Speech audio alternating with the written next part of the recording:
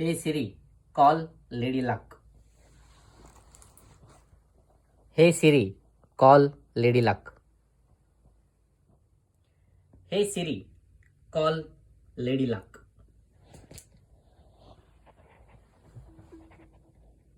గింతసేపు దోలాడతావేంది నువ్వు? కాల్ చేయమన్నప్పుడు చేస్తలేవు కానీ ఇప్పుడు ఏదో కలవాలిపోయి. ఎగ్జిట్ సిరి ఎగ్జిట్.